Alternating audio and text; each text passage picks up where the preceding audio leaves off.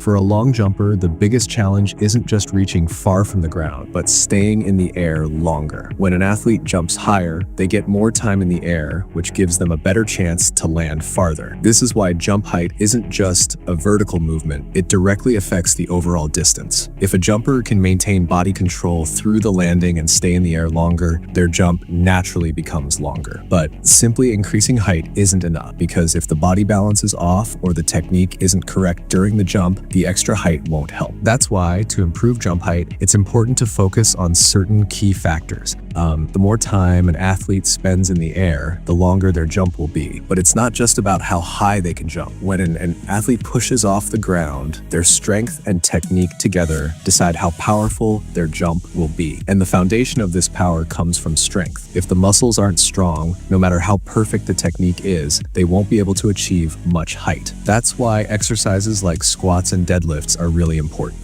These not only increase the strength of the legs, but also improve overall force production, which helps in every phase of the jump. The more strength you have, the more force you can generate, but strength alone isn't enough. Power is equally important because a jump isn't just about a strong push, it's about explosive movement. That's why exercises like squats or deadlifts alone won't cut it. You also need exercises that combine force with speed. Power cleans and power snatches are made for this purpose. These movements not only make muscles stronger, but they train them in a way that allows maximum force to be generated in the shortest amount of time when needed. And when it comes to long jump, every millisecond becomes crucial. But power will only work if the muscles can contract quickly. If the jump isn't explosive, there won't be enough height.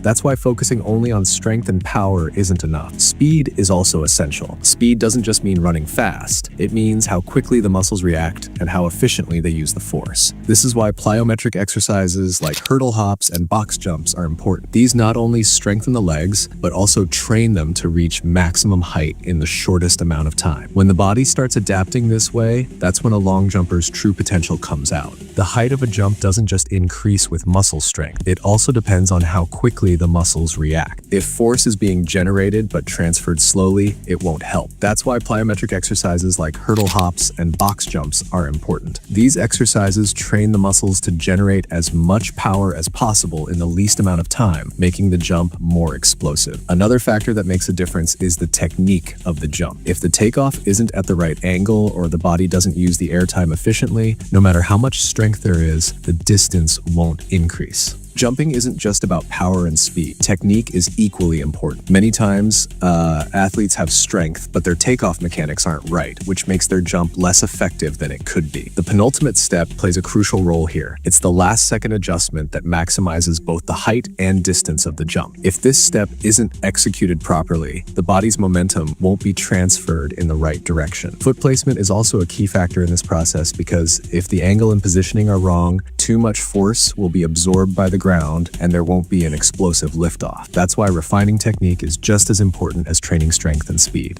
There isn't just one way to increase jump height, but if there's one thing that has the biggest impact, it's strength. The more force you generate, the higher you'll jump. That's why exercises like squats and deadlifts are the backbone of any vertical jump training. Trap bar deadlifts are particularly effective because they improve the power output of the entire body without putting unnecessary stress on the lower back. However, just lifting heavy weights isn't enough. It's important to consider how strong you are in relation to your body weight. If an athlete can lift 2 to 3 times their body weight, their muscles have the power needed for explosive jumps. Along with increasing strength, it's crucial to maintain a balance so that agility and speed are not compromised. Jump doesn't just depend on force. How quickly that force is applied also matters. That's why power exercises like power cleanse and power snatches are an important part of training. These exercises not only increase strength, but also train the muscles to create an instant explosive movement. However, power movements aren't just about adding weight. If the technique isn't right, you won't get the desired output and the risk of injury will increase. It's important to focus on form first, then gradually increase the weight. When it comes to explosive movement, the speed factor can't be ignored. The faster the upward speed, the better the jump. That's why plyometric exercises like hurdle hops, standing vertical jumps, and single leg box jumps are essential. These not only improve jump speed, but also strengthen the tendons so that when explosive force is applied, the body can fully benefit from it. Strength, power, and speed must all work together to achieve maximum jump height.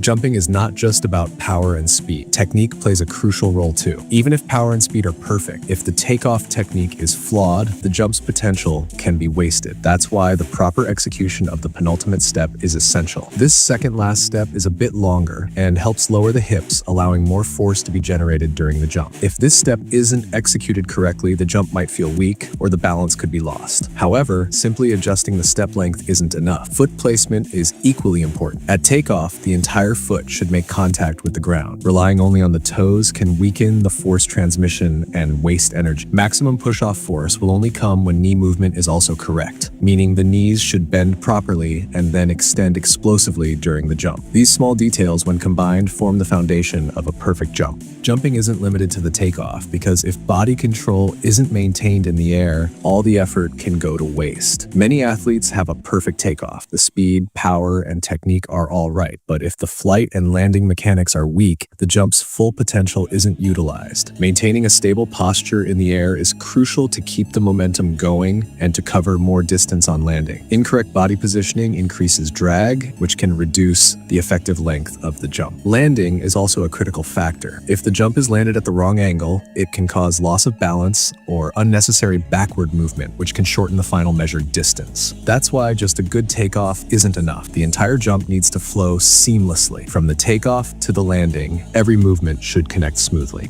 A good long jump isn't just about speed and power. Using that energy in the right way is just as important. When an athlete takes off, their jump will only be successful if the body efficiently utilizes that momentum. It's not just about having strong muscles, because if the technique isn't right, all the force generated can be wasted. The force generated from the ground at takeoff needs to be directed properly. Otherwise, either the jump height will be reduced or the forward distance will be compromised. And if the flight and landing mechanics are weak, no matter how perfect the takeoff is, the end result will be affected. That's why, just as much focus as strength and power deserve, refining technique is equally important so that every movement is executed in a smooth flow. Serious athletes should give as much importance to their flight and landing mechanics as they do to their speed and takeoff. When it comes to long jump, it's not enough to just run farther or generate more force. The real difference comes from using that force correctly. Strength and power provide the foundation for a strong takeoff, but if the technique isn't right, all that effort can go to waste. Every little detail matters when an athlete jumps. The stance before takeoff, the length and timing of the penultimate step, and the foot placement. All these factors together decide how efficient the jump will be. If the force isn't applied efficiently, either the jump height will be reduced or the forward momentum will weaken. And it doesn't stop at takeoff, because if the flight and landing mechanics aren't correct, even with a good takeoff, the jump can still be ineffective. That's why, just as much as strength and speed, the execution needs to be perfect. Athletes who want to take their jump to the next level must understand that improvement is needed at every stage.